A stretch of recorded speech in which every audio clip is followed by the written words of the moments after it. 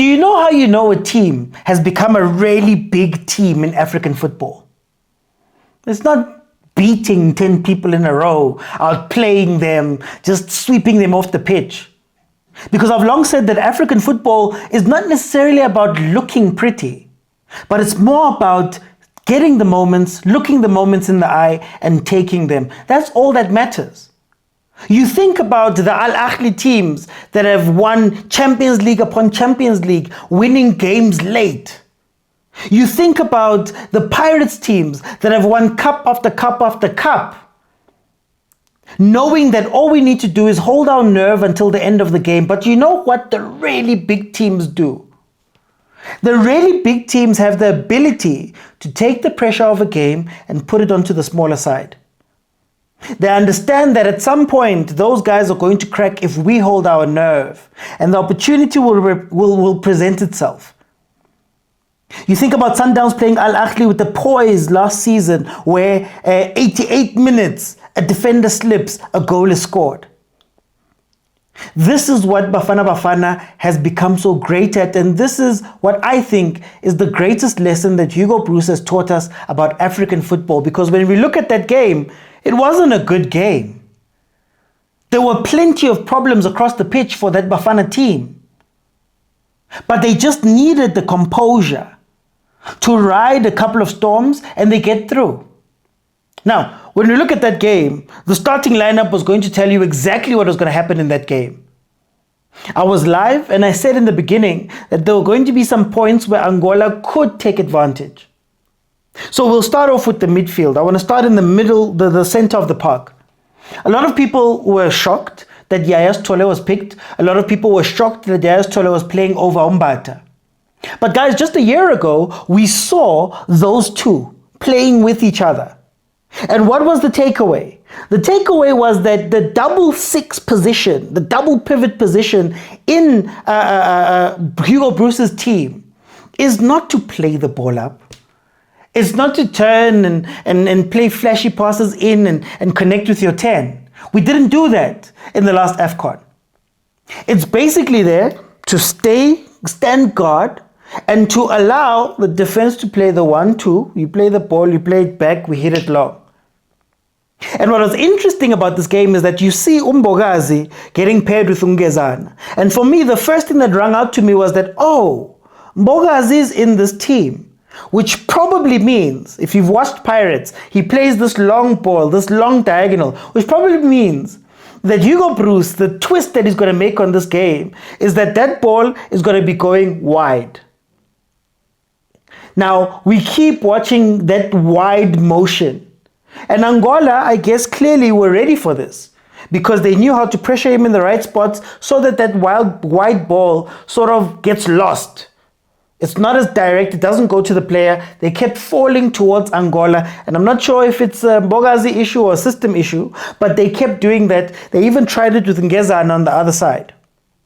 You could even see in the way that Bafana Bafana had set up that they were favoring a wider way of playing, because Apolis, who's usually somebody who drifts inside, he almost becomes an 8, he almost becomes a 10, was sticking on the line, waiting for that ball to be played. So I think Hugo Broos wanted to stretch that defense.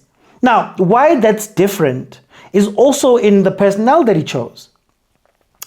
If you watched Bafana Bafana in that AFCON, last year, what you saw was that they needed to cheat to get into the final third. So what would happen is that there'd be a long ball, I believe, usually from Ronwen, straight to Mahopa, who would win the first ball, or at the very least contest it. So it's a direct ball, he fights the defender, the ball pops up, and now you find yourself in the final third where Abo Tembazwane, where Abo Persitau were able to just pick off the balls that were falling inside there from that action Gamahopa. So the act of having Lyle Foster in that team meant that you weren't going to see that, because that's not what Lyle plays. So he was going to keep going wide with that ball, right? I've said before, Lyle Foster for me, I don't think he fits into the scheme of what Bafana does. Because when Hugo Broos flipped the script and said, I'm going with local players, it became a local game. And what we know about our local game is that our wingers are forwards. They're not wingers. So they're not crossing wingers, they're not passing wingers. They want to go score, which means that your striker then is relegated to a situation where you have to be the wall pass, you have to be the 1-2. Your job is to shift defenders and do all of that, which I don't know if Lyle does very well because his instincts are to score. Another player that obviously was going to be killed by the way that we're playing was Mbule. Mbule's used to having somebody who fetches the ball, usually Apple is somebody who fetches the ball and plays the ball to him. He'll drop in a little bit baldale. He's not a 10 in the vein of a Tito, let's say, who is roaming looking for that ball and is kind of having to work a little bit harder. He wants the ball to come to him. And because you're doing this, even at Pirates at times, because you're doing this, because the balls are all doing that, or you're focusing on trying to build through Aubrey and Mudau, that means by default, the center is going to be gone. By default, your 10 is going to become an auxiliary player. And where evidence helps is that, again, he drops in, wins that first ball. Now the three of you are in play. So we saw it with one of the moves, the goal, Moremi, that was offside. Foster came all the way back, played the ball, and it allowed three to run past him. So Mbule, I think, would have been very active in movements like that. But because of how Bafana Bafana was playing, it kind of took him out of the game.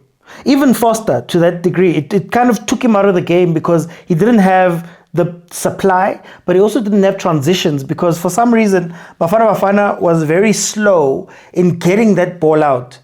So I was thinking that get the ball out immediately so that you can immediately put Angola under pressure. You allow those guys, your Nkota, your Apolis, to run at a defense that is looking at its own goals. And that is the type of chaos that Pirates likes, right? But we weren't doing that, and I think that took them out. And what happened is that those jewels became physical. I think Nkota was taken out of the game because the game became physical. And he's still a smaller player, he's still diminutive, he's still pace over necessarily power. So it was being eaten all the time. Now, when we look at the defense, what's interesting again about the defense is that because you have Mbogazi, what was going to happen is that you'll be overconfident in sort of leaving them to defend themselves, right? You saw Mudiba pushing up, and because Mudiba's pushing up on the line, with Apolis was trying to come into at times. So when we were getting into those spaces, you've got two players committed and only one Mbogazi. So Mbogazi was put under pressure because you have to look for the center back, you have to look at the right wing, you have to look at the striker, which is one of the things I'm going to get to. But now, when they were on the counter, even when Mudiba got back, even when Yaya was in support, even when Apolis was there, they were getting beaten. And that's, for me, a cardinal sin in defending that Lee 2. Lee 2, you cannot be beaten by one man very easily. And what they were doing, number 16, I think his name is Freddy. He was getting that ball, literally just pulling them there and playing the ball in. Now you've minus two players. And now Mbogazi has to pick, who am I going to attack? Who am I going to play? Where am I going to go? There was literally one of the balls that was played across. You see him stop and he's like, let me not push out to this guy. And that was being caused because there was the four at the back. I can't fault them too much, but there was a four at the back, and all the players that were meant to cover, the two in front, the wing backs, the wings, weren't getting back to them. So there was the four that was running almost to the line, and there were so many little spaces that were available. There was the shot that, the two shots, I believe, that Ronran saved. In fact, if Angola got to attacking spaces and played the ball back up to the top of the box, they could have gotten a lot more shots because Yaya was late, Mokwena was late, the support was late. And now, because everybody's chasing, we're all going towards Aubrey's side, it meant that on the other side, Mudau was facing two players. And what's funny is that you see some of the the research that was done by the Angolan team, that we're going to play the ball far post over, and we're going to see what's going to happen with Mudau in that side, because we know South Africans are not very good at defending crosses, set plays. We're going to play the ball all the way to the end. So if you think of Sundowns versus Dortmund, there was a point where they were just getting the ball and playing it right to the far post. And Angola did that a couple of times. They just couldn't find it past Mudau. Mudau did incredibly well in that regard. But you could see some of the weaknesses. The ball gets played in, the defense wins it, but because there's nobody following up, and Angolan players there. End of the first half, they've got 4 shots on target. Ronwen has had to make 2 blinders of saves. And now you wonder what the game looks like in that regard. But here comes the genius of Hugo Broos, or the teachings of Hugo Broos that have changed how we view African football. Because if you watched Angola, they started very deep. They were scared, almost in a back 5. And then as they saw Gutaim and Labantu, they can't play the ball, they keep giving us the ball, they wound up a little bit more and they started playing a little bit more attacking. They conceded the goal, then they went full on out, they put us under a lot of pressure. In the second half, they sort of went back to the first half thing where they just sat back. Again, you're playing versus a bigger team, you're scared. But when you sit back like that, what happens is that you're chasing the ball a lot. Bogazi even got to a place where he gets to shoot, he hits the crossbar. But you're absorbing, you're not going out. It becomes harder to come out. And when you give a team like Bafana more play, more ball, more ability to get into dangerous places when playing the ball, you are inviting trouble. Because at some point, I think Angola would have had us on the ropes. Yaya should have been sent off at some point. I mean, if you were a team that was aware of these things, you would have targeted him, especially after he got that yellow card. There were a couple of places where Ngezana and even Bogazi were a little bit shaky. But they sort of sat back, as smaller teams tend to do. And by the time now you want to play, Bafana Bafana is bringing Moremi off of the bench. Game changer. Right? The tempo is now up. It's a guy, Malume Kuto, on my live, he always says, it's a guy who comes in and he can just face the defender and go directly to the defender and say, guys, mina nkichimela lo muntu, niya straight kulo muntu. I'm not going to play around, I'm not going to sit, and I'm going straight to this person. And you could see Moremi coming in and starting to get to the team. And where it's crazy is that the more you sit back, the more you do those things, the more you kill yourself mentally. Because Angola started making some really schoolboy mistakes, even for the goal, where instead of clearing the ball, you're sitting with your defense, there's 4 or 5 of you, but no, they're trying to knock it around by yourselves, and you're losing the ball all the time. Or it's a counter-attacking opportunity, people are gone, the defense is trying to play, I'm forgetting the number of the player, but he kept losing the ball right in front of their box. And if you do that, the moment clicks in. And you can speak about Foster and speak about how he doesn't click in the team as I have, and speak about all of those things. But what you can't take away from him is that he's a finisher. Ball drops, he finishes it, it's 2-1. And I think Angola will sit back and they'll rue the chances that they didn't take. The 4 shot on target, the not finishing, the physical, having the physical advantage over the defenders and not taking advantage of that. They're going to rue it. Because at some point, Bafana Bafana was open and they didn't take it. So again, when you're a bigger team in Africa, when you've now graduated to now being a big team, those moments will arrive. And the best of the best teams just take those moments and go home. And that is what Bafana Bafana did. Not the cleanest of games, not the best of games, but they went out, killed it. 2 chances, 2 goals. First goal, ball bobbles, even though, just to go back, in the first goal, there was a motion. So before the goal that Ahly scored, I believe in the first few minutes he took a shot where, again, the ball came in, the 2 defenders followed Lyle. Lyle fluffed it. I think he tried to trap it, but it went through. Ahly was open. He tried to take the shot. Luckily, a defender came back, right? Ahly again in that option, the ball comes in. I think it was a flick from Unkota. Lyle, again, can't get to that ball. This time, instead of shooting, he studs, just to place it, takes the shot and scores. Now, what I'd like to see from Bafana Bafana is that when you see things working, continue doing those things. When you see things broken and you see little chances, continue doing those things.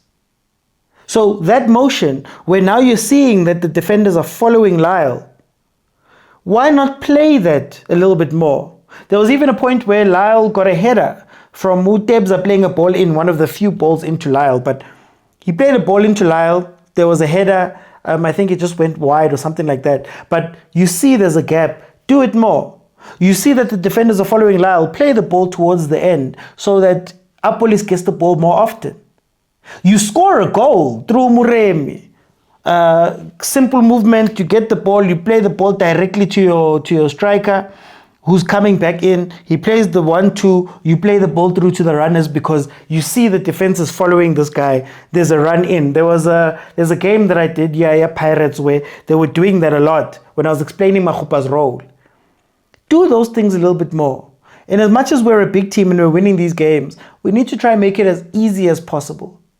And in that midfield, I think the roles have to be assigned a little bit more. And I think even though you trust Mbogazi, he can't be carrying his partner. The two of them are carrying each other. Then he has to look for the people who are attacking. Then he has to look for the guy.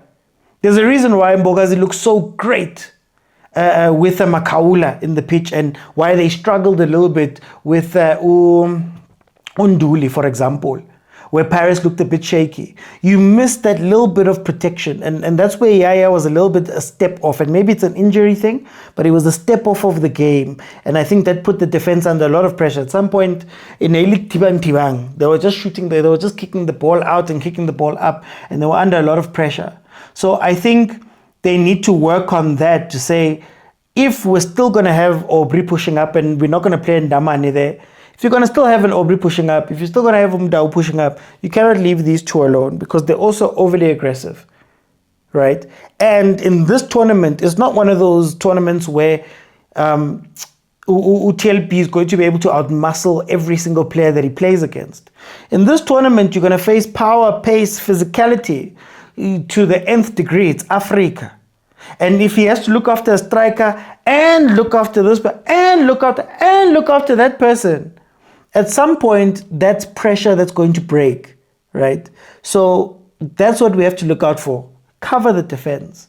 Transition quickly so that you can get the best out of Apolis, the best out of Nkota, the best out of Mbule, who also Master Chef likes to dictate the chaos, right? That's number one, right? Number two, I think it's great to play those balls out wide, but if it's too far to go from your own goal essentially on the side to the other side. They were swallowing those balls, especially if it's a defense that's waiting for you to do it. It's not like you're doing it on transition or on a counter, right? Rather, play it centrally, whether it be to Lyle, whether evidence comes in.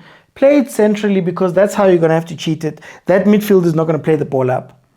So a lot to fix, but a happy win, a 2-1. Again, African football is not about how well you play or how good you looked. It's about the chances you got and how you took those chances. Thank you guys so much for joining me. Well done to the boys, 3 points in the bag. Don't forget to like, comment, share, and subscribe. If you can contribute, there's an account number there in the description where if you can, that would be greatly appreciated. Thank you guys so much for joining me. I'll see you guys on the next one. Bye everyone.